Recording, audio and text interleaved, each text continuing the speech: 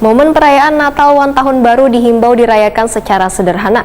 Warga pun juga tetap diminta menjaga protokol kesehatan secara disiplin meskipun kondisi penyebaran COVID-19 semakin melandai. Poin penting di momen Tahun yang Baru ini adalah terus meningkatkan semangat untuk membuat kota Seribu Sungai ini menjadi barasih wan nyaman.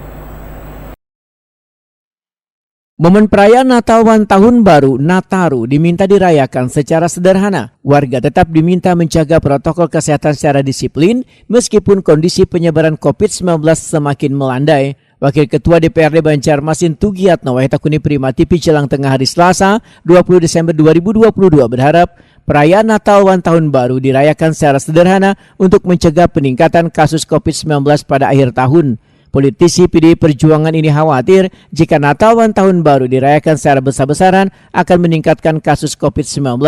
Tugiatno pun selalu mengingatkan warga tetap memperhatikan protokol kesehatan secara ketat dan disiplin. Karena tahun yang baru harus dengan semangat baru dalam berjuang melawan COVID-19 agar benar-benar pudar di kota Seribu Sungai ini. Untuk memberikan rasa aman, maka penegakan disiplin prokes oleh instansi terkait pun harus terus digalakkan supaya memberikan rasa aman kepada warga Banjarmasin.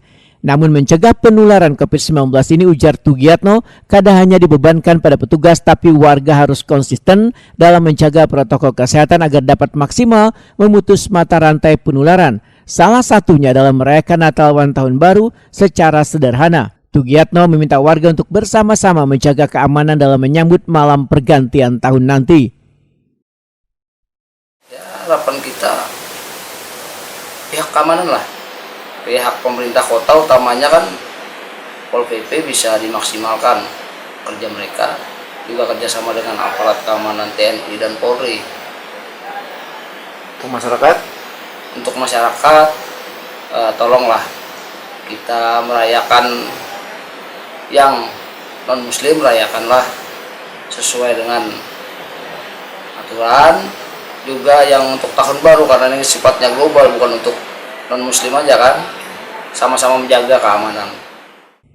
Tugiatno menambahkan, poin penting di momen tahun yang baru ini adalah terus meningkatkan semangat untuk membuat kota Seribu Sungai ini menjadi barasih wan nyaman.